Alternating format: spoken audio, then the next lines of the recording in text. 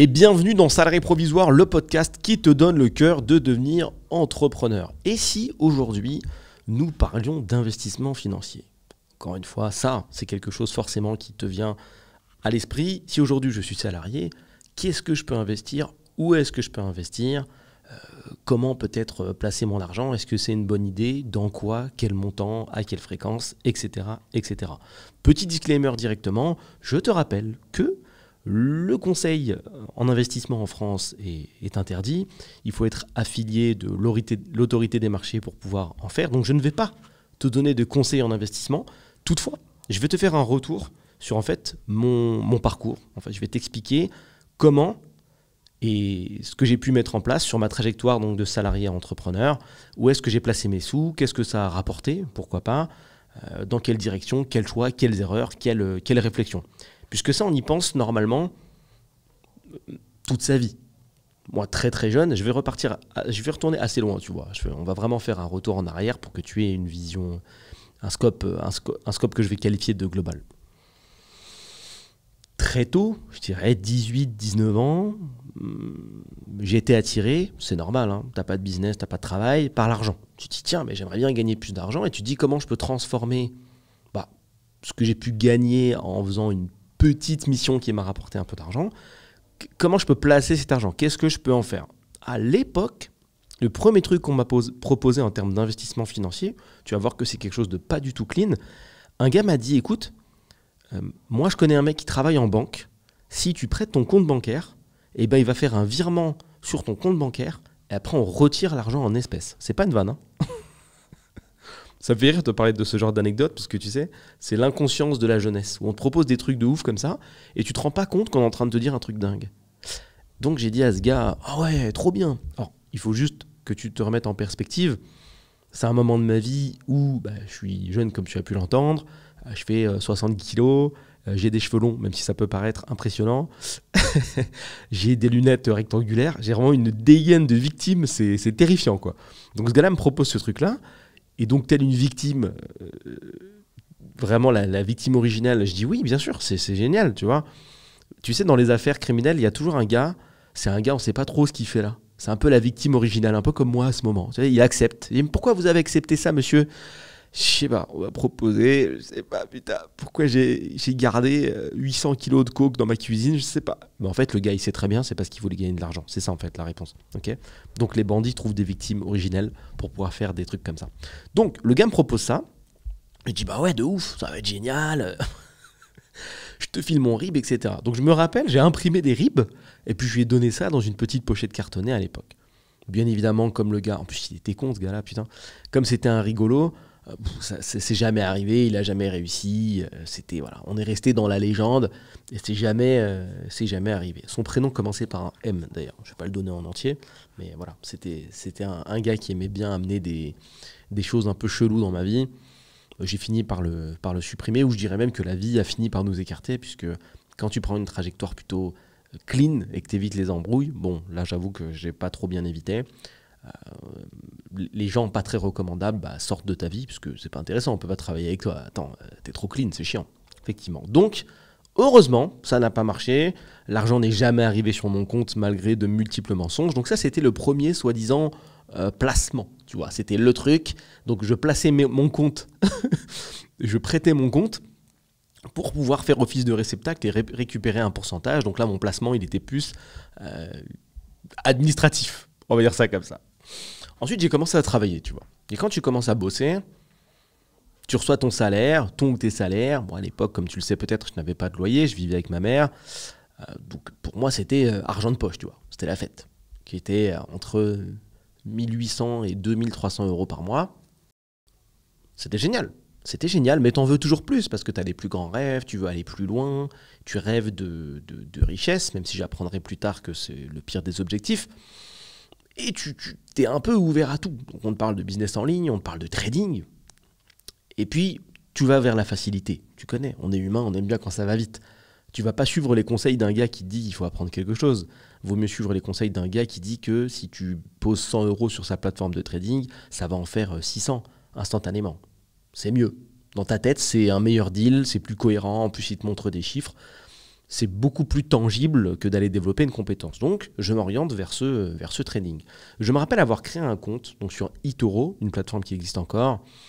Je crois que j'ai mis une centaine d'euros dans ces eaux-là, surtout que j'avais des collègues à l'époque qui, eux aussi, étaient intéressés par ça. Tout le monde se positionnait un petit peu, ils voulaient tester, mais bon, les gens plaçaient de l'argent, mais ils disaient pas trop. C'était un peu particulier. J'ai dû mettre une centaine d'euros et les placer n'importe comment, puisque à peu près comme 90% des gens qui ont recours à ce genre de plateforme, j'étais juste attiré par l'argent. Ça n'a mené à rien du tout, à part la perte, bien évidemment, de ces 100 euros. Ce qu'on m'a indiqué plusieurs années plus tard, on m'a fait une autre proposition un peu en ce sens. On m'a dit, attends, il y a une révolution. Et tu vas voir, ce qui est marrant, c'est que cette révolution, elle est maintenant connue. Il y a une révolution. C'est que tu peux suivre les signaux de traders compétents. Donc, pour rappel, les gens qui sont des traders sont des gens qui font des mouvements financiers sur des plateformes financières. À l'époque, donc, c'était sur le Forex. C'est de l'échange de matières, enfin bref, peu importe, que ça soit sur des pommes de terre ou des MacBooks ou le Forex, on s'en fout. Mais ce que tu dois retenir, c'est que c'était une plateforme de finance et qu'il était possible, c'était un peu le move révolutionnaire, il a été possible de copier en fait les signaux, donc les mouvements de ces traders expérimentés. Ça doit faire écho en toi avec ce qui a été proposé par les fameux influenceurs, les plateformes de trading, tu vois. À l'époque, c'était pas connu, puis maintenant c'est très connu. Et le constat, c'était le même que maintenant. C'est si tu suis les signaux de quelqu'un qui est compétent et que tu fais comme lui, techniquement, tu ne peux pas te tromper. En soi, sur le papier, c'est vrai. Si je fais exactement les mêmes choix financiers que toi au même moment et que tu as 80-90% de réussite dans tout ce que tu fais, nécessairement, à mon niveau, je devrais également avoir 80 à 90% de réussite dans le cadre de mes moves. C'est logique, c'est mécanique. Je fais comme toi, j'ai les mêmes choses que toi. On est en cours, je recopie ce que tu mets sur ta feuille pendant un contrôle. En théorie, on doit avoir à peu près la même note. Il s'avère que pas du tout, puisqu'il te manque toujours un élément qui est l'élément qui dit que les plateformes de trading par lesquelles tu passes, bien souvent, pour obtenir ce genre de résultats, sont des plateformes qui sont bien souvent, qui ne sont pas régulées et qui sont bien souvent truquées en termes de résultats, tout simplement. Donc quand tu suis les signaux de ces soi-disant traders, en fait, tu suis n'importe quoi. Et tu gagnes pas plus d'argent. Et je me rappelle que moi, pour le coup, sur le suivi de ces traders, j'avais pas donné suite et je l'ai pas fait. J'ai un ami qui s'est lancé dedans et puis pareil, qui a perdu ce qu'il a perdu, je sais plus combien, mais bon. Je sais pas si j'ai vite compris que c'était bidon ou si j'ai vite abandonné, mais j'ai jamais trouvé ça très sexy en fait, ce type d'investissement. C'était excitant au début, je me suis dit c'est impressionnant, tu peux faire du x2, x4, x10, x1 milliard, c'est super. Puis très rapidement, je pense que tu comprends que c'est un métier, tu comprends que dans l'investissement financier, faire 80-90%, ça n'existe pas. En fait, ça n'existe pas. Déjà, si tu fais 3%, 4%, 5%, tu es déjà le roi du pétrole. Donc 90%, bon. C'est pas top non plus. La vie avance, je continue à bosser et mine de rien, je le sais maintenant avec certaines rétrospectives, comme tu le sais, j'apprends beaucoup de choses. En parallèle de mon salariat de l'époque, je monte des business, donc c'est là-dedans finalement que j'investis. Tu vois. Je m'en rends pas compte, mais c'est là que je mets mon argent. Je le mets dans les compétences, je le mets dans les produits que j'achète, puisque j'ai vendu énormément de produits physiques. Donc je le mets dans ça, j'investis 30, ça rapporte 100, j'investis 3000, ça rapporte 10K, petit à petit bien évidemment. Et c'est dans ça que je me positionne assez rapidement, tu vois. Au début, je vends pas spécialement de compétences. On me fait d'autres offres, on me propose de rentrer dans des boîtes de MLM, tu vois, toujours en parlant d'investissement.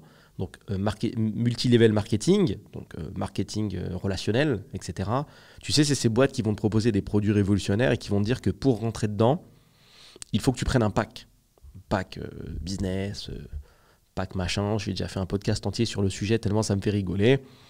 Et ces boîtes qui essaient de t'expliquer que si tu es un vrai businessman, pourquoi tu prends le pack à 300 balles?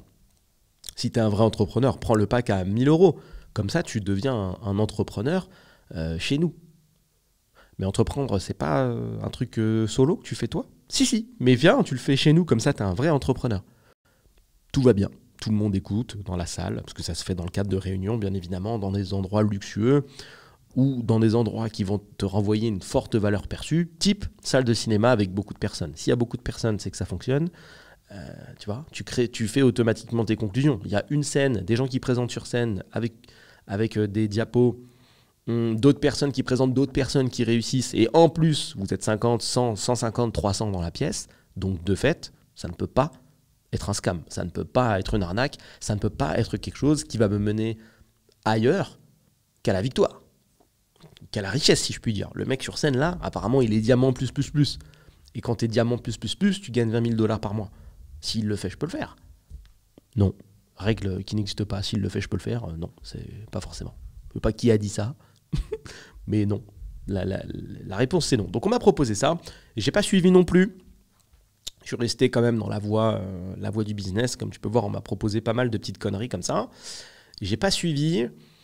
Il y a un moment en termes de placement, ça, tu as potentiellement dû voir passer ces histoires de bots de trading. Alors, encore une fois, on est sur un nouveau niveau d'argent automatique et de richesse facile, où on va te dire, tiens, on a inventé un robot, on a créé un robot, c'est ça la proposition de valeur, qui est capable de détecter les mouvements sur les marchés financiers. Et grâce à ça, automatiquement, tu places ton argent. Nous, hop, on va le placer au bon endroit. Et il suffit juste que finalement tu investisses une petite somme d'argent et on te renvoie un super pourcentage. 10%, 20% au bout d'un mois. Encore une fois, des promesses financières qui n'ont aucun sens. Mais comme toi, tu es aveuglé par l'argent, eh ben t'y vas. T'y vas, tu testes. Tu dis, attends, c'est nouveau, ça a l'air révolutionnaire, ça a l'air de fonctionner, donc ça devrait être bon cette fois. C'est bien. C'est bien, il faut tester, faut pas mourir bête, let's go. J'ai investi dans ce genre de robot. Alors, le business model est assez simple, hein, c'est qu'au début, effectivement, tu peux récupérer de l'argent, donc tu peux faire un hit and run, comme on dit, c'est-à-dire que tu sais que la proposition est un scam, tu sais que c'est impossible ce que les mecs te promettent et qu'ils s'amusent à payer les nouveaux arrivants avec les anciens. Un classique, puisque si tu veux, mathématiquement, c'est très compliqué de donner 10% de rendement ou 20% de rendement à tout le monde, tu vois. Si tu rentres avec 100 balles et que je te rends 20 € par mois, ça va être compliqué, puisque le premier mois, tu mets 100, je te donne 20, mais le deuxième mois, comme tu as confiance, tu mets 1000. Donc déjà, je dois te rendre 200, donc c'est pas le même game. Il faut faire rentrer pas mal de mecs comme toi pour pouvoir te payer, au moins 2.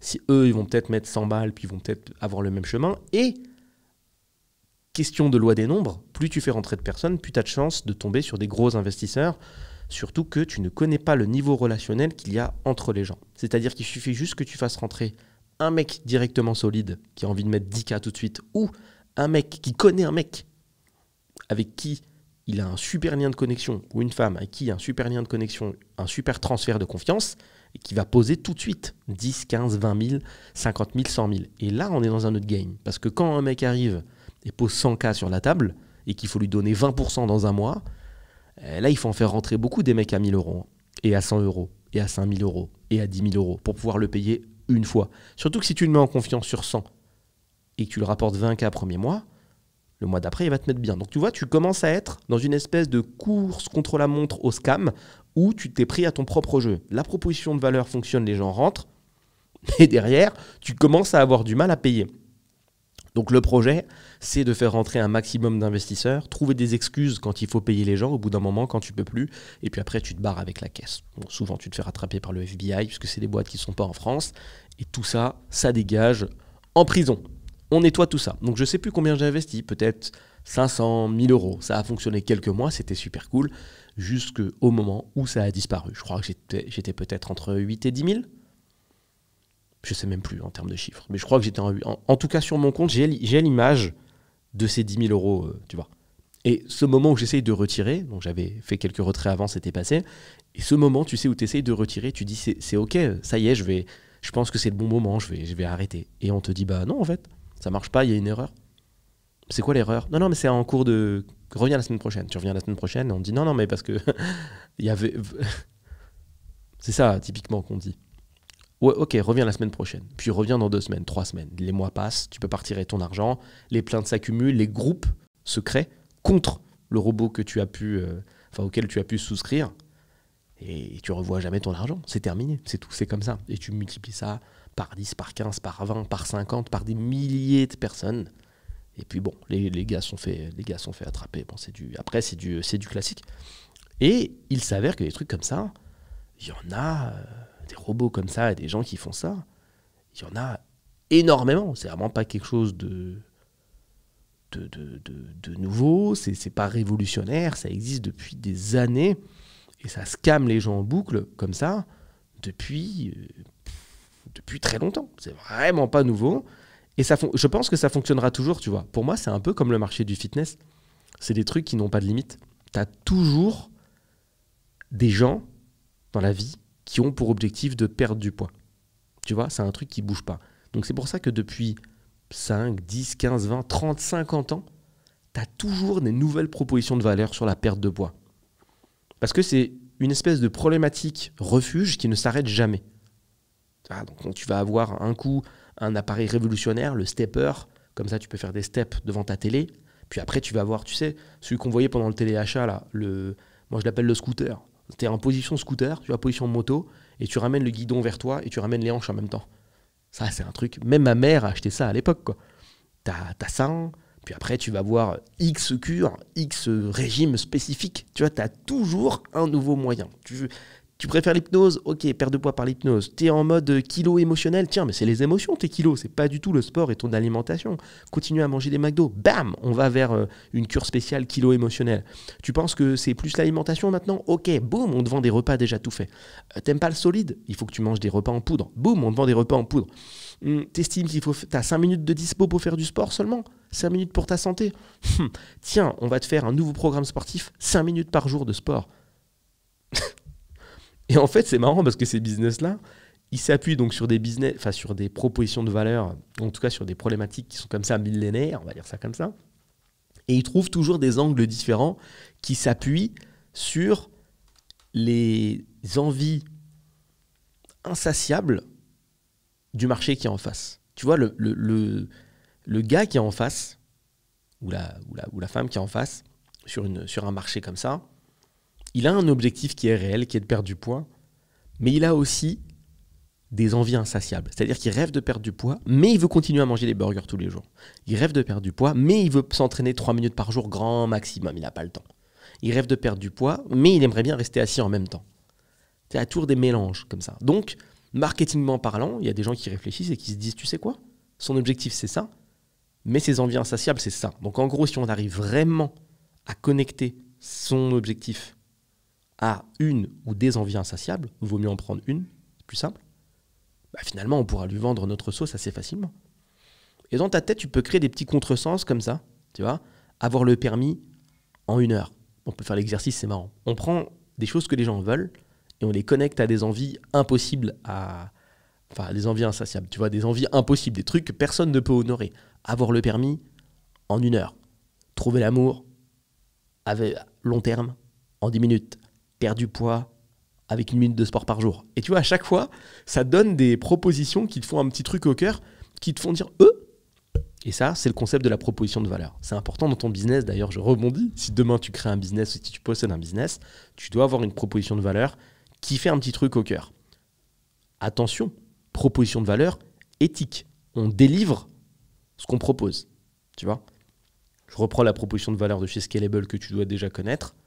Trouver des clients automatiquement avec l'IA. Tu vois, même moi, j'ai envie de me poser la question, mais comment vous faites ?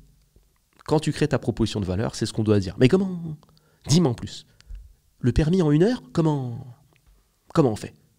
Perdre du poids en mangeant des burgers tous les jours ? Comment ?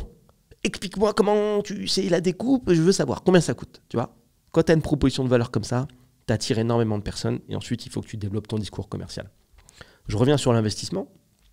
Donc après les bots de trading, alors je te le mets comme ça, mais j'ai pas forcément fait les choses à la suite. Il y a des choses que j'ai fait en même temps, mais je découpe pour que ça soit quand même plus digeste. Il y a eu la bourse. J'ai été initié par un de mes collègues de l'époque à la bourse, et je te remercie pour ça, cher Nicolas. Un gars plutôt carré, efficace, un gars qui a une aversion au risque assez faible, assez haute, pardon. Forte aversion au risque, pardon. C'est-à-dire qu'il a plutôt peur d'investir. Donc lui, quand il fait un truc en général, c'est qu'il a verrouillé le délire. Okay ? Donc il me montre en fait comment ça fonctionne et il m'initie comme ça pendant au moins 1 an. Il prend le temps de m'expliquer, il est avec moi quand je dois investir.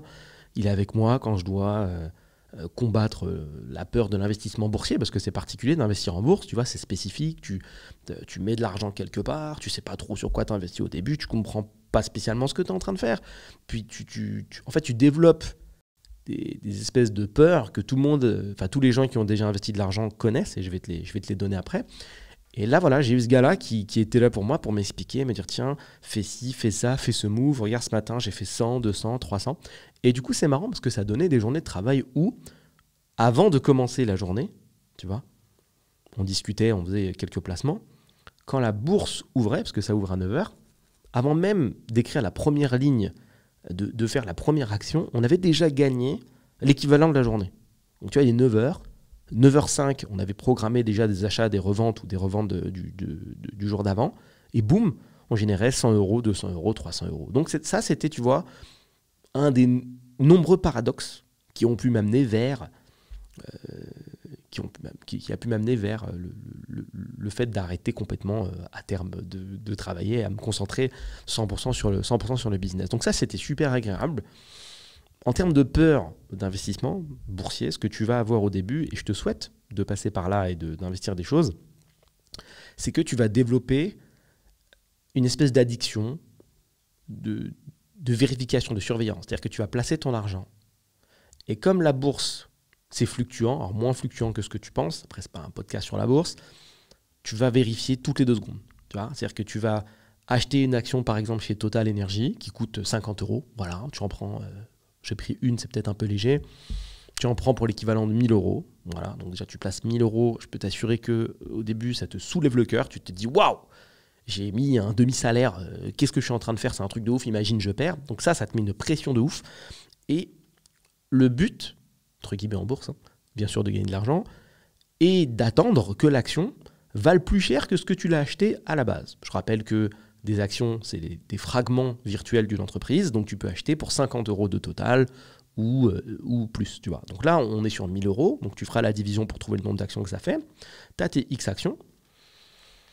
Et le but, donc du coup, quand les marchés ouvrent, donc il y a les marchés boursiers qui ouvrent et qui fluctuent en fonction de ce qui se passe sur Terre, en fonction des actualités de chez Total, des décisions qui sont prises par exemple, tu vas espérer que cette action monte et qu'elle prenne des pourcentages. Et c'est ça les pourcentages que tu peux voir à la télé ou sur Internet, où tu vois marquer Total plus 2% aujourd'hui, plus 3%, plus 0,95. Ou à mauvaise journée pour Total, moins 4%, moins 3, moins 2. Il y a une décision qui a été annoncée. Ils avaient annoncé qu'ils allaient faire 8 milliards de bénéfices cette année. Ils ont fait 5 milliards. Donc les investisseurs sont déçus et il y a de la vente de Total. Tu vois le délire ? Et c'est intéressant parce que dès qu'il y a un mouvement dans un sens, il y a un mouvement dans l'autre. C'est-à-dire que quand tu vois du Total descendre et que tu n'as pas d'action Total, par exemple, boum, tu peux en acheter. Parce que comme c'est un peu négatif, c'est intéressant. Dans l'espoir qu'il y ait une prochaine remontée. Donc, tu espères que ça donc, passe au-dessus de 50, ça monte à 51, 52, 53, 54 si tu veux, ou 55 même dans la même journée ou dans la même semaine. Et à partir du moment où tu es satisfait du montant que tu as en face des yeux, c'est-à-dire que toutes tes actions ont pris 5 euros, en fait, si ça passe de 50 à 55, si tu en as acheté 100 ou 200, par exemple, double exemple, tu as gagné, entre guillemets, la nouvelle somme qui apparaît à ton écran. Tu fais la soustraction et c'est à peu près ce que tu as gagné. Tu enlèves les 30% d'imposition, bien sûr, et tu sais ce que tu as gagné. Donc, tu vois, tu peux générer, quand tu as un capital de départ intéressant, 5 000, 6 000, 10 000, avec un move comme ça, tu vois, un matin, tu te réveilles, 10 000 euros d'action chez Total, boum, ça passe de 50 à 55 et tu peux générer un peu de trésor. Pour imaginer un petit peu plus mes propos, je vais faire le calcul en vrai pour que tu visualises un peu ce que ça fait. Donc, nous sommes lundi matin, il est 9h, ouverture des marchés. Je programme un ordre, donc une demande d'achat, tu peux programmer. Avec 10 000 euros, je divise par 50, ce qui nous donne 200 actions. Okay ? L'action totale, dans la journée ou dans l'heure ou dans la minute, parce que ça peut arriver très vite, tu vois, il y a une bonne décision qui est annoncée dans la journée. L'action totale passe à 55 euros dans la journée, c'est plutôt rare, mais pourquoi pas, fois 55, j'ai plus 10 000 euros, j'en ai 11 000. Si je revends, j'ai effectivement fait une plus-value de 1 000 euros. Voilà, c'est tout. Est-ce que c'est un Eldorado, la bourse ? Non. Est-ce que c'est intéressant ? Oui, parce que c'est des marchés qui sont régulés, tu vois, c'est pas des trucs freestyle comme le Forex où tu sais pas trop sur quelle plateforme tu investis. Bien qu'il y en ait qui soient régulés, bien sûr, je ne crache pas sur tout le Forex, ça reste il y a aussi de vraies plateformes d'investissement, mais moi j'étais un petit peu, je suis un peu, ouais, pour moi ça a une connotation beaucoup trop sulfureuse, c'est-à-dire ce qu'on voit du Forex, c'est un peu toutes les saletés, quoi, les sales plateformes, les scams, etc. Donc pour moi, business crado, faut laisser tomber. Alors que la bourse, tu vois, c'est un vrai truc. Il y a une vraie autorité de régulation des marchés, c'est des vrais marchés, c'est des vraies boîtes que tu connais. Tu n'investis pas sur des trucs que tu n'as jamais vus, c'est plutôt cool.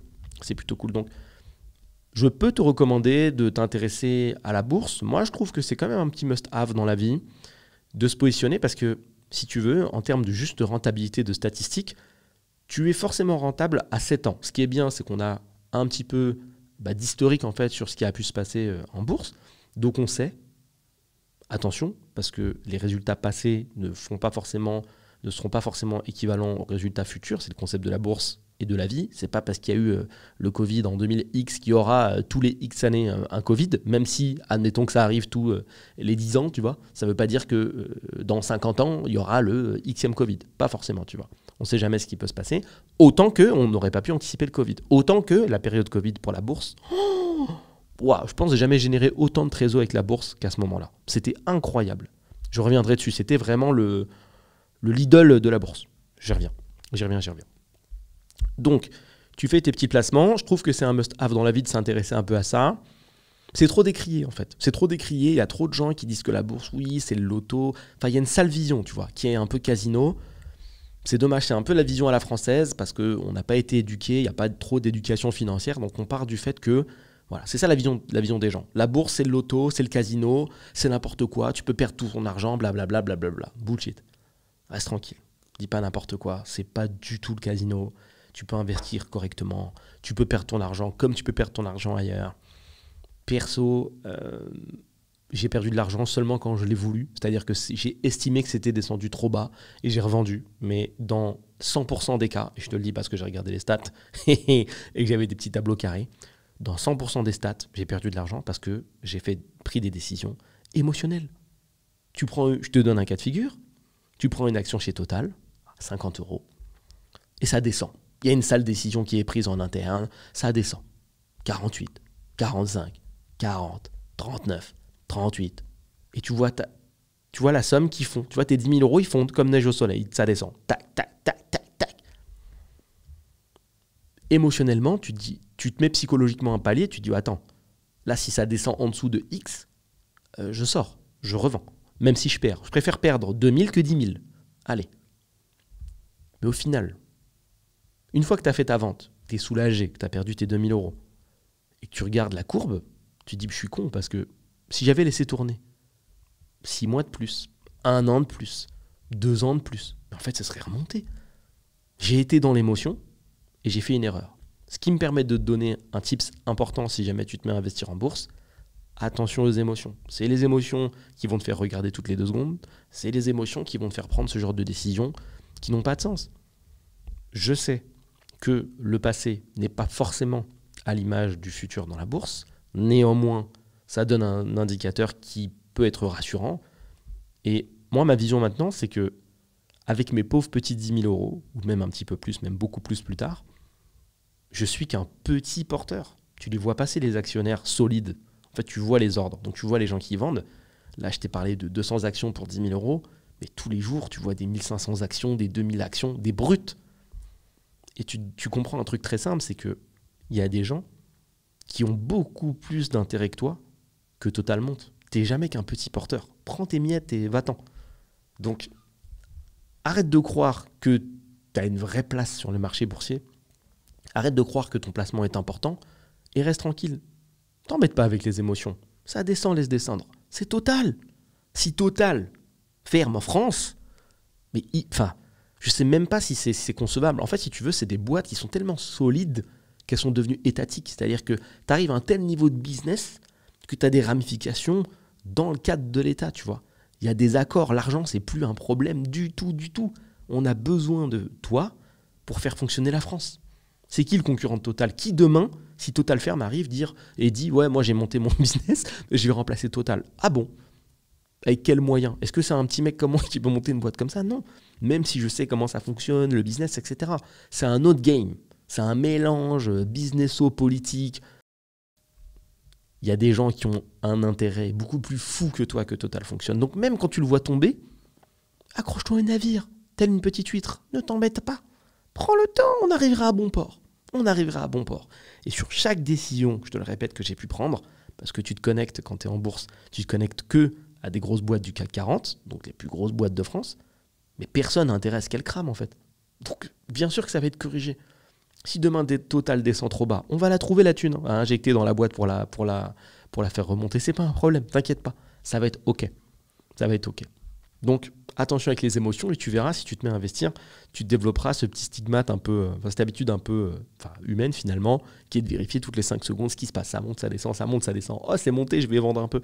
Tranquille, prends ton temps. Salut à toi et merci d'être là. On marque une petite pause juste pour que je te donne la genèse en fait de Salarié Provisoire. Salarié Provisoire, comme tu peux le voir, c'est un podcast qui est authentique. Je te parle de faits réels, je te parle de ma vie, je te donne des détails techniques, que ce soit sur du perso ou sur du professionnel, pour que tu puisses t'identifier et appliquer les conseils que je donne potentiellement dans les situations que tu mènes dans la vie. Si ça t'intéresse d'en savoir plus, je t'invite à t'abonner tout simplement ou à mettre 5 étoiles sur la plateforme sur laquelle tu écoutes ce podcast. Je te laisse retourner à l'épisode et merci encore à toi. Sujet Covid. Covid, et tu verras, c'est assez marrant parce qu'en bourse, toutes les crises et les mouvements un peu violents de la vie ont un impact financier. Et tu te rends compte qu'il y a un écosystème qui vit à côté de toi et tu t'en rends même pas compte. Intéresse-toi un minimum à tout ça sans devenir un grand trader. Essaye de voir ce que tu peux poser, comment tu peux faire les choses. Mais honnêtement, si je devais recommencer ma vie, j'investirais direct mais même sans regarder, je crois. C'est-à-dire que quand je vois les trucs il y a 15, 20, 30 ans, 40 ans, tu te dis, mais là, tu rentres sur n'importe quelle boîte du CAC 40, tu mets 10 000 euros, tu reviens X années plus tard, forcément, t'as pris les 7% par an que je t'ai dit là. Il y a des années, t'as perdu, mais c'est pas grave, parce que tes sous, ils sont placés. Donc même si t'as mis 10 000, que la première année, tu fais moins 7% sur le total de l'année, c'est-à-dire que dans l'année, ton action, elle a fait 55, elle a fait 40, elle a fait 20, elle a fait 65, elle a fait 70, et quand on fait le bilan, effectivement, t'es monté, t'es descendu, t'es monté, t'es descendu. Première année, horrible. La deuxième année, la troisième année, etc., t'es en positif, par exemple. Celle d'après en négatif, positif, négatif, négatif, négatif, positif, positif, négatif, positif. On arrive à 7 ans. Au bout des 7 ans, sur les 7 ans, t'es en positif, point barre. Ça s'est passé comme ça dernièrement. Donc, dans tous les cas, t'es OK. Et ton argent a travaillé tout seul en automatique. Donc, moi, je trouve que ça vaut le coup de ouf. Je reviens sur le Covid. Covid, donc, période incertaine pour beaucoup. Pareil pour les marchés financiers. J'étais actif en bourse déjà depuis quelques années, donc j'ai pu l'apprécier. C'est toujours plus agréable à apprécier quand tu connais un peu. Vraiment, si on avait dû inventer le Lidl des actions en bourse, on l'aurait fait comme ça, quoi. Une braderie, vraiment la grande braderie. On a vu du Total à 13 euros, on a vu... tout est descendu. Tous les jours, je prenais 1 000 euros facile, aucun effort. Aucun effort. Mais encore une fois, j'ai t'expliqué pourquoi c'était pas utile de faire ça et pourquoi j'étais trop dans l'émotion. J'avais réussi à acheter des actions qui en valaient 45. J'avais acheté ça 15 euros. Alors, ça paraît foufou, mais c'était vrai. Et c'était incroyable. Donc tous les jours, je m'amusais à vendre. Donc j'ai acheté 15 euros, le lendemain, je vendais 17. Parce que je savais pas quand ça allait s'arrêter, tu vois.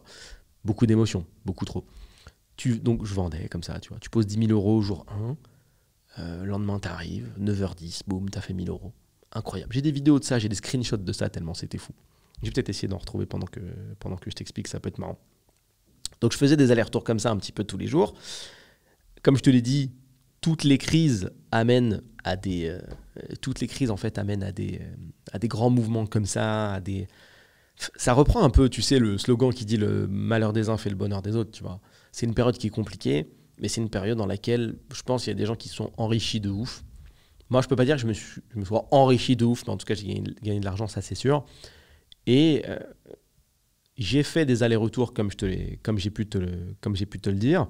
Néanmoins, j'étais pas obligé de le faire comme ça. Donc, je te donne les vrais chiffres. À l'époque, là, je crois je sais pas quand c'était exactement le Covid, mais bon, là, on parle d'une période donnée.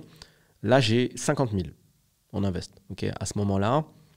Et là, bon, Et je vais avoir du mal à te montrer. Ah, je vais plutôt faire comme ça. Tu vois, j'aimais bien les actions BNP. Donc là, par exemple, il est quelle heure? Donc là, c'est une photo du soir. En action BNP, j'ai 448 actions de BNP qui coûtent à ce moment-là 57 euros. Et j'ai gagné dans la journée, juste sur BNP, 524 euros. Tu vois. J'ai des actions Safran, j'ai gagné 204 euros dessus. J'ai des actions Total, on en parlait. J'en ai 400 et quelques. Sur 43 euros, j'ai gagné 508 euros. Tu vois. Donc en tout, dans la journée, j'ai gagné 1237 euros. Cool. Et si tu veux, ce qui m'amusait, parce que c'était forcément un petit peu grisé, mais ce que je m'amusais à faire, c'est que je me faisais des petits virements tout le temps pour récupérer. Alors je sais pas si tu vas voir de loin, parce que c'est quand même vachement loin, mais tu vois, il n'y a que du vert. Et je m'amusais à faire des virements entrant comme ça. Tac, tac, tac, tac, tac, tac, tac, tac, tac. La folie, tu vois. La folie de la fougue. La fougue de la jeunesse et de la réussite. Mais quand j'y repense, je me dis, est-ce que vraiment faire ces allers-retours, c'est intéressant? Parce que quand tu fais des allers-retours, tu essaies de te positionner dans des creux, tu vois. C'est-à-dire que, je te donne un cas de figure, on est en Covid. L'action coûte, on va donner des faux chiffres exprès. L'action coûte 20 euros. Ok? Tu achètes une action, on va faire avec une, c'est plus facile à compter. Tu achètes une action à 20 euros le jour 1. Jour 2, ton action, elle passe à 25. Donc tu as gagné 5 euros sur ton action. T'imagines si tu en as acheté 400. Ça commence à faire une somme un peu sympa. Donc ça fait 20, 25. Et admettons que le jour d'après, il y a une autre mauvaise nouvelle et ça fait 19. Tu rachètes à 19 et le jour d'après, ça fait 25. Hop. Et là, donc du coup, tu as gagné 6 euros de plus sur ce que tu viens de faire. Ok? Donc, ce que tu fais, c'est que quand tu fais des achats-reventes, tu essaies de te positionner dans les creux. Mais il y a une autre méthode qui est moins chronophage et qui est moins dans l'expectative journalière, parce que quand tu fais ça, tu es obligé d'y être tous les jours, qui est juste de te dire « Oh tiens, c'est le Covid, je prends mon argent, je le pose sur le truc à 19 euros, 20 euros, on s'en fout, une fois, et dans X années, je reviens, et on verra bien. Point. » Tu vois? Et là, t'as pas ce stress, entre guillemets, où t'as pas ces mouvements journaliers à faire de j'achète, je revends, ah j'espère que ça va descendre, attends. Tu sais, t'as moins ce côté un peu gambling où t'es un peu en mode dans ta tête casino, entre guillemets. Tu vois, où tu te positionnes, tu te dépositionnes, t'achètes, tu revends. Donc je me dis, avec le recul, tu vois, pas mal d'années plus tard, puis très rapidement, je me suis dit, mais au lieu de te casser la tête à avoir fait autant d'allers-retours, est-ce que ça aurait pas juste valu le coup de dire, tiens, je pose et je reviens plus tard? Franchement, si. Après, ça m'a fait vivre des moments marrants. Une anecdote assez drôle, c'est que je devais partir en vacances avec ma compagne et j'avais fait le montant du voyage en 4 minutes. Ça, c'était cool, tu vois. D'être là, dire viens chérie, regarde, gagnons le voyage. Vas-y, on le fait avec PNP. Hop, je prends X. Attends, ça monte. Et je me rappelle, on était en train de crier, on voyait monter le montant, tu sais. Ça fait 200, 300, 400, 500, 900, 1000 plus. Je crois qu'on est monté jusqu'à 1500 ou 2000. Tac, je dis, c'est bon, on a le montant. Je valide, on valide. Elle m'amène la CB, je fais le paiement, on paye le voyage. C'est cool, tu vois. Je pense que c'est compliqué de regretter des choses. Faut pas regretter de choses dans sa vie, tu vois. On a des moments, on vit des choses. Si j'avais fait le placement dont je t'ai parlé, j'aurais pas vécu ce moment qui était super cool, super agréable à vivre. Est-ce que c'était les meilleurs placements financiers de ma vie de faire autant dans les retours? Non. Est-ce que j'ai beaucoup appris? Oui. Est-ce que je le referai comme ça maintenant? Non. Est-ce que je le refais comme ça maintenant? Non. Je pense aussi que c'est le temps, tu vois. Avec la maturité, tu es peut-être un peu moins fougueux, un peu moins dans l'argent, un peu moins dans la réussite, un peu moins dans le fast money, tu vois. Les objectifs changent beaucoup avec le temps. Donc je le referai pas comme ça. Et si je pouvais refaire cette période-là, que je souhaite pas voir revenir, parce que le Covid, c'était vraiment pas un bon truc. En tout cas, s'il y a une période financière similaire, je placerai juste. Il y a un truc que j'aurais pu mieux faire, et encore une fois, c'est toujours plus facile de faire des commentaires après la guerre, tu vois. C'est que c'était le moment où il fallait faire le maximum, récupérer le maximum de trésor. Bon, moi, j'étais sur un gros invest immobilier à ce moment-là, donc je ne pouvais pas faire non plus des milliards, mais c'est emprunter un max de thunes. T'empruntes dans tous les sens, tout ce que tu peux, tu vois. Tu prends tout ce que tu peux, t'empruntes. Tu vois, tous les gens frileux qui veulent pas, tu prends les crédits que tu peux générer, tu les génères en crédit conso et tu investis, tu fais all-in. Parce que un BNP qui coûte 20 balles, si tu veux, c'est historique. C'est la plus grande banque européenne. Personne n'a intérêt à ce qu'elle fasse faillite. C'est limite, pour moi, hein, ma vision, c'est que c'est limite impossible, tu vois. Je pense que si j'étais assis avec un mec qui est focus, économie, bourse, etc., il me dirait qu'il y a quand même grave moyen, finalement, Ça arrive, c'est peut-être possible, mais moi, dans ma tête, c'est pas possible.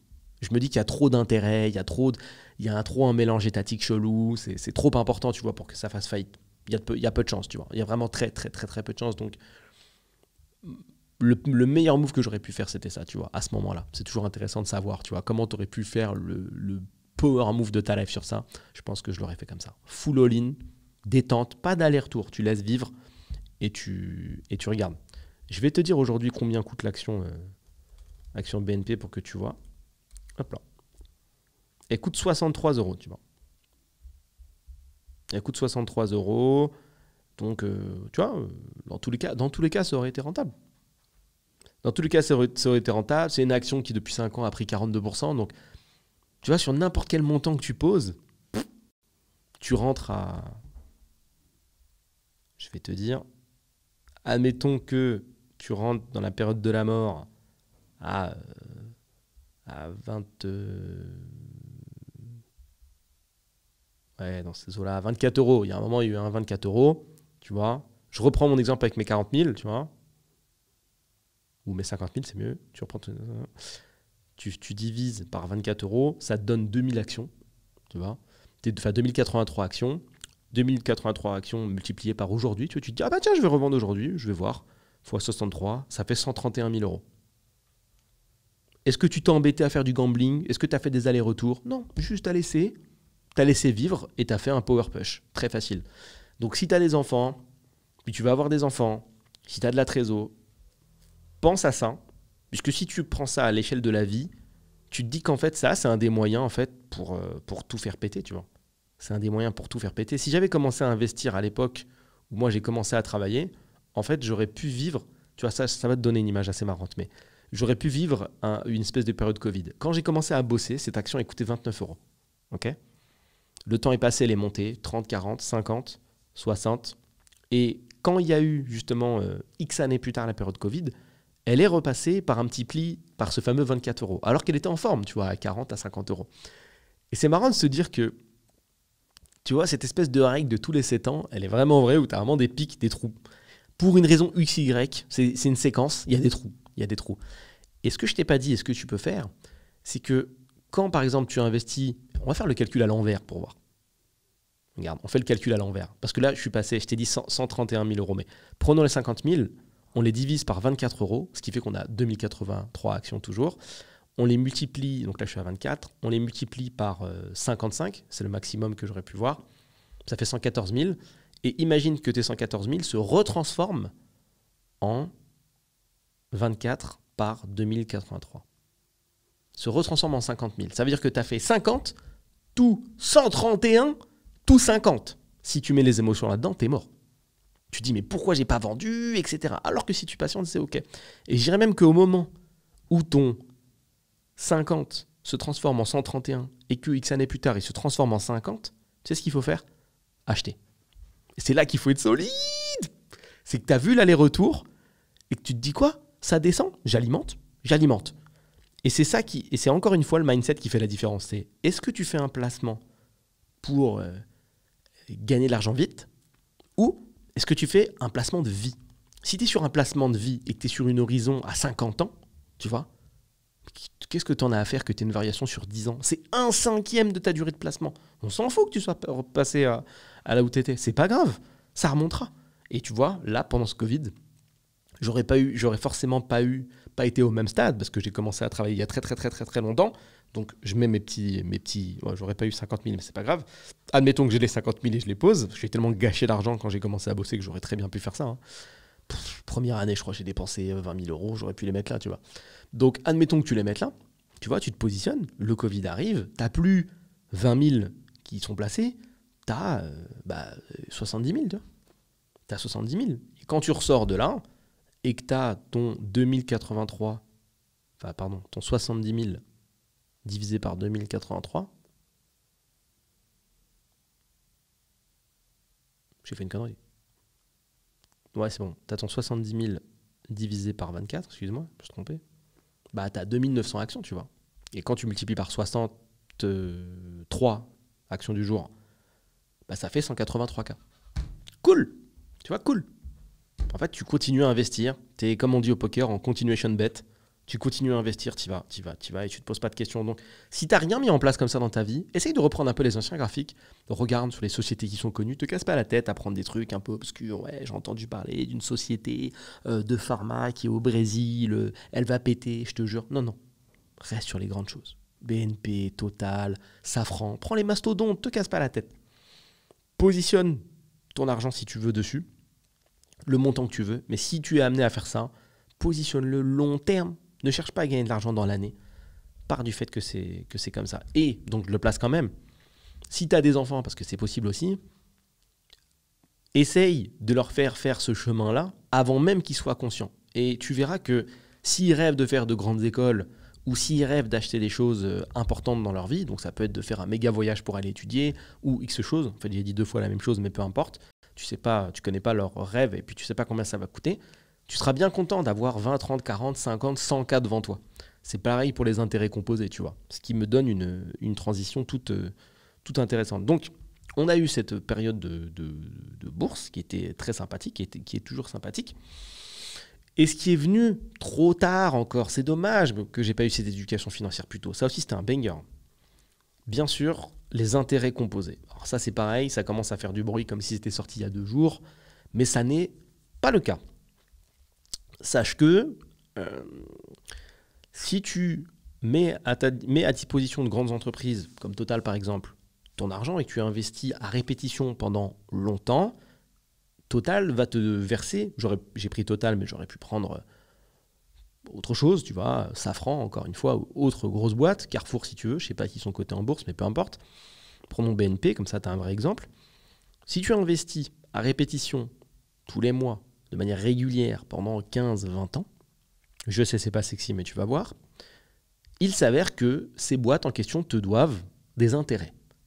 Et des intérêts composés. C'est-à-dire que si je te prête 100 euros là, et que dans 30 jours, tu comptes mes intérêts, qui sont par exemple de 2 euros, le mois d'après, que je te reprête 100 euros, je ne t'ai pas prêté que 100 euros. Je t'ai prêté 100 euros plus les 102 euros que tu me dois. Je te les laisse.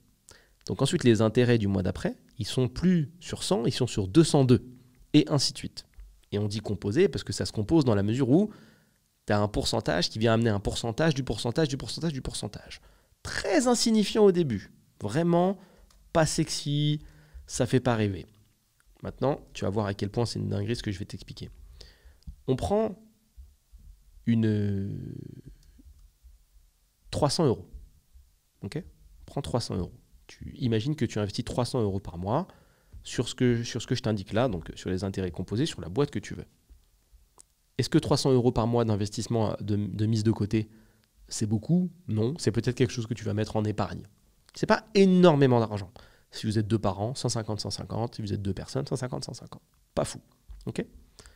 Si cet argent, tu le places de manière régulière pendant 25 ans, ça peut paraître beaucoup, mais finalement, quand tu ajoutes 25 ans à ton âge, tu seras encore en vie jusqu'à preuve du contraire, et je te le souhaite réellement. Tu auras versé 90 000 euros, excuse-moi, et en termes d'intérêt, tu auras gagné 81 000 euros. Pareil, je ne peux pas te montrer la courbe, mais je vais te l'imager. En fait, si tu veux... Ah, attends, je vais faire un truc de gitan, mais je vais quand même te montrer comme ça. En fait, si tu veux, ta courbe, elle ressemble à ça. Tu vas regarder dans le retour vidéo si tu vois. Ta courbe, elle ressemble à ça. C'est-à-dire qu'au début, pendant de nombreuses années, c'est pas sexy. Parce que les intérêts sont petits, 102 euros, enfin 300, 302 euros, etc. C'est pas ouf. Mais plus tu passes de temps, en fait, plus c'est fou. Et comme tu peux le voir, en bleu, tu as ton capital, en orange, tu as tes intérêts. Comme tu peux le voir, en fait, les intérêts augmentent de plus en plus. Donc, autant l'année 1, on était sur... tu avais déjà versé 7200 euros, mais tu avais 180 euros d'intérêt.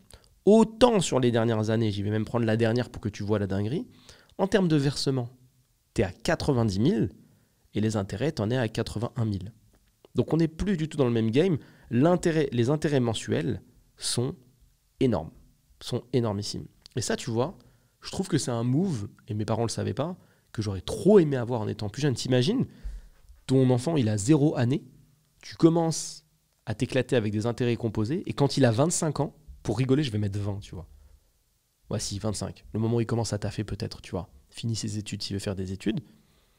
Et quand il a 25 ans, tu as un compte, parce que là, je t'ai séparé les intérêts et le versement. Hein. Je t'ai dit 90 000 d'un côté, 81 000 de l'autre, mais tu les as pas perdus, tes sous versés. Ils sont là. Hein. Donc sur ton compte, il y a 171 000 euros. Il peut faire ce qu'il veut, en fait. Si tu veux aller étudier au MIT, vas-y, il n'y a pas de problème. C'est OK, tu vois. C'est 50 000 l'année, 60 000 l'année, 80 000 l'année. Let's go, tu vois. Let's go. Même si tu ne peux pas tout payer d'un coup parce que c'est super cher, tu peux lui offrir ça. Tu veux étudier dans un autre pays, autre que les États-Unis, vas-y. Tu veux voyager, let's go. Ça, là, c'est jamais qu'une variable, les sous. Ce qui est important, c'est ce que tu mets dans ta tête. Et les voyages, ça te permet de devenir une grande personne. Tu vois, au lieu de galérer, tu vas pouvoir les payer tes billets d'avion. Je veux que je veux que tu transformes ces 171 000 euros en connaissances. On va les transformer en formation, en voyage, en rencontre, en activité. Et avec ça, tu peux donner la chance à un humain d'avoir le maximum de possibilités dans sa vie, en fait. C'est incroyable. Tu vois, c'est incroyable. Et tu vois, c'est 25 ans, c'est pas tant que ça, finalement. Si aujourd'hui, tu as 25 ans, dans 25 ans, tu auras 50 ans. Est-ce qu'à 50 ans, tu aimerais bien avoir 171 000 euros de côté? Franchement, à 50 ans, je suis grave chaud. Hein. D'avoir un PEA avec ça dessus. Je suis super chaud. Qui serait pas chaud d'avoir 200K? Tu galères pas à 50 ans quand tu as une petite retraite? Et que t'as pas fini de taffer, mais encore pire, à 50 ans, tu vois, quand tu peux... Bon, très bel exemple. On est censé travailler jusqu'à 60 X années pour les gens qui sont salariés pour le coup. Pourquoi j'ai dit on? Putain, bref. J'ai oublié le podcast. Salarié provisoire, bordel. Tu vois? Là, t'arrives, tranquille, ça fait 25 piges que tu bosses, mais comme en furtif, tu mets 300 balles de côté de ton salaire. Tu lâches pas l'affaire, tu mets. 25 ans de boîte, t'as 50 piges. Les gars, moi j'ai 200K de côté, si je veux, je pars, je fais autre chose. Et après, ces 200K, tu peux en faire autre chose, tu peux les placer en bourse, tu peux faire énormément de choses, tu peux vivre, tu peux être rentier en fait, finalement, tu vis de tes rendements, tu vois. C'est possible. Et je vais te donner le conseil le plus important de tout ce podcast sur le placement financier. Le temps est ton allié. Oublie les investissements rapides. Oublie ça, oublie. Le temps est ton allié. Vois long terme, puisque il vaut mieux investir l'année 1 pendant 25 ans que se poser la question pendant 25 ans de si tu dois investir. Vraiment. Avance. Très important. J'ai oublié de te parler, et je terminerai avec ça, de la partie crypto. Bien évidemment, je suis passé par la partie crypto. Et j'ai j'ai plusieurs choses à te dire sur ça. J'ai pu investir en crypto, j'ai pu gagner un petit peu d'argent. Rien de fou, franchement, rien de transcendant. C'est jamais un milieu qui m'a trop plu. Je le trouve trop opportuniste. J'aime pas le mindset, en fait. C'est pas un mindset de gens qui apprennent trop de choses. La plupart des gens qui sont en crypto, c'est des gens qui veulent gagner de l'argent rapidement. On peut pas leur en vouloir. J'ai fait partie de ça et je comprends. C'est OK, tu vois. Et surtout, les gens en général qui ont pété. Alors, j'ai une connaissance qui a fait ça super bien. Et franchement, tueur en série, ce qu'il a fait. Il a tellement commencé avant tout le monde. Mais c'est encore une fois ça. On rebondit sur les gens qui sont opportunistes, qui vont tenter des choses et qui croient avant les autres. C'est toujours pareil. Premier arrivé, premier servi, quoi. Le mec qui achète du bitcoin en l'an 2000, forcément. Voilà, c'est le seul mec qui fait ça à ce moment-là, tu peux que réussir. Mais voilà, c'est un gars qui, au moment où tout le monde trouve ça débile, lui, il va mettre un peu d'argent dedans. Pourquoi pas, tu vois? Autant qu'il a mis de l'argent peut-être ailleurs et ça n'a pas marché, tu vois, ça fait partie du jeu. Donc moi, j'aime pas trop le mindset qui va avec la crypto où on vise l'enrichissement rapide, essaye de viser le bon projet ou le bon coin, tu vois, la bonne monnaie qui va peut-être faire un x100. Donc on te promet, on te dit, tiens, investis sur ce nouveau coin, investis sur ce nouveau projet, il va prendre x100, x2 milliards, etc. Trop à l'opportunité. Trop à l'opportunité. Bien souvent, tu te fais scam, c'est naze. Moi, perso, j'ai jamais investi dans des projets comme ça, super exotiques. J'aime pas le mindset, en fait. J'aime pas du tout ce mindset-là. Tu connais, moi, je suis dans le mindset du développement de connaissances et de la vraie valeur. Et j'aime pas non plus les gens qui sont absolument fans des gens qui ont fait un power move, tu vois. Où on va dire de quelqu'un que c'est un investisseur de génie parce qu'il a acheté du Shiba. Tu vois, ça, c'est un truc qui a fait beaucoup de bruit. Je sais pas combien il a pris la fameuse monnaie, là, le Shiba. Ça a pris beaucoup de pourcents. stage, il y a des gens qui ont investi 10K, 20K, 30K et qui ont fait 500 000, 1 million. Et donc, du coup, ça fait d'eux de super investisseurs. Alors, je vais te rappeler peut-être une règle importante que tu ne connais pas ou un constat que moi, je trouve assez criant de vérité. Est-ce que réussir une fois quelque chose dans ta vie fait de toi un expert?